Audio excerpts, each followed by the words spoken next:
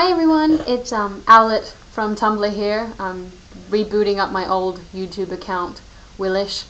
So forgive me if the names don't link up, but I tried to create new accounts and it's just far too much effort.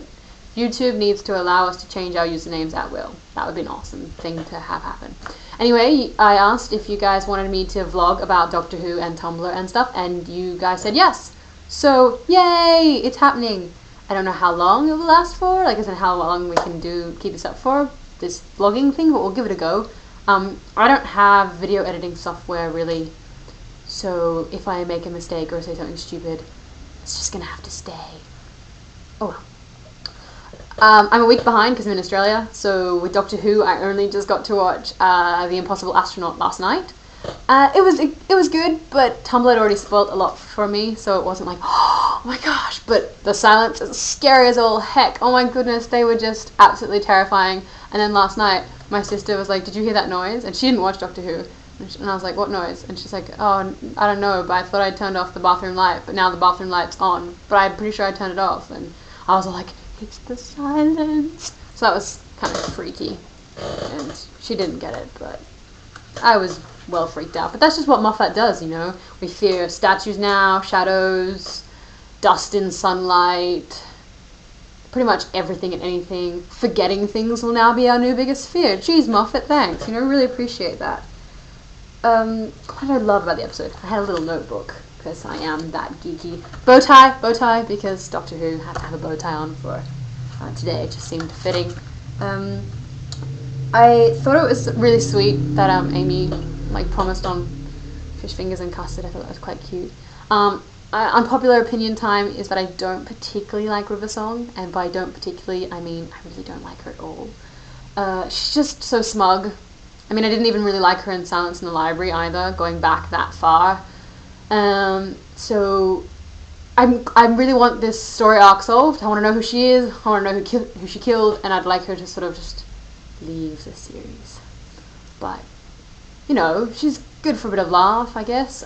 Rory was awesome. He was in there being a trooper, putting up with the Doctor's stuff, and the Doctor with the bendy straw is always great fun. And Canton! Oh my gosh, Supernatural crossover. Didn't see that one coming. That was quite cool, having Crowley pop up and be all like mysterious, working for the president sort of thing. It's quite cool. Oh goodness, what else? Oh, I love the fact the whole Scotland Yard line. That was fun with like how long a Scotland Yard had it, because it was like Moffat's quoting Sherlock, which is quite, I mean, well, making a Sherlock reference in a very hit and miss kind of way. It was just a geeky thing that I kind of thought was awesome, I guess. I thought it was cool that no one knew what a phone was. Like when Amy went to the bathroom and came out with her phone, and he was all like, that's your phone. It took me forever. I was like, oh, of course, because that's 1969 and no one has mobile phones. Duh.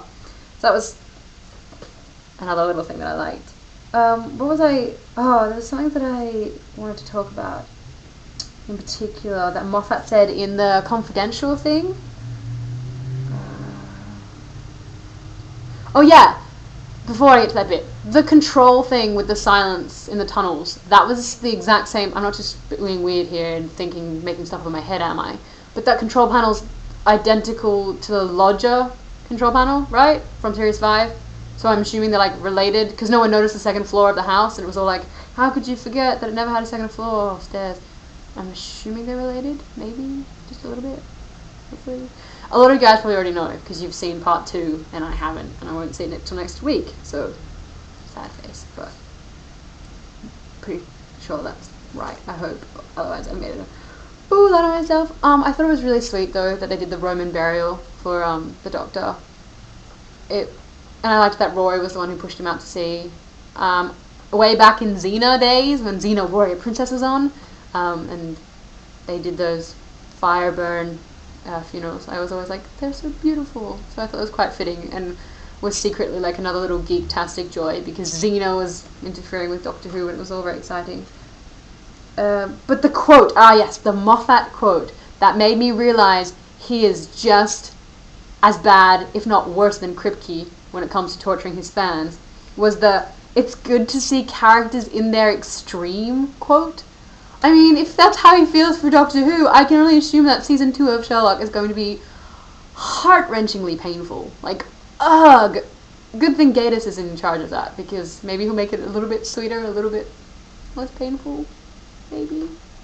Probably not. But we can dream, right? Oh, hang on one second.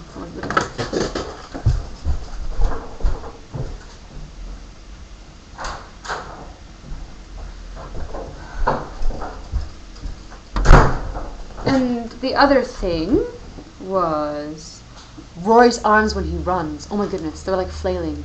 And that was kind of amusing, but I suppose he doesn't have to be athletic, because he's a nurse. And I love that the doctor hates swine. That's a cute little thing that sort of continued on.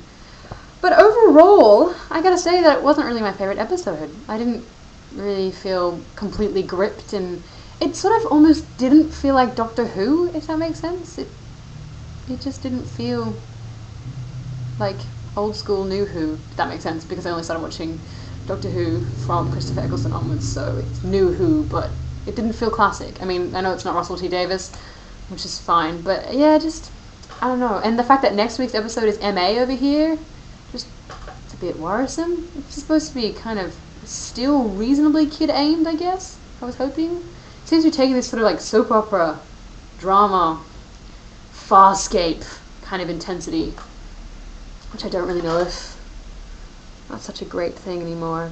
I guess we'll find out when I watch part 2.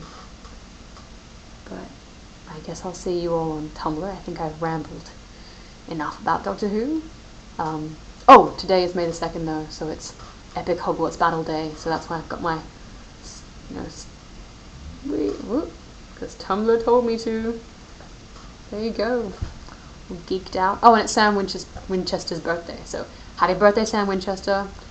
Rock on, Hogwarts. And that's about it. There's my Doctor Who. Just gonna fade out now in a really elegant ending. Toodles.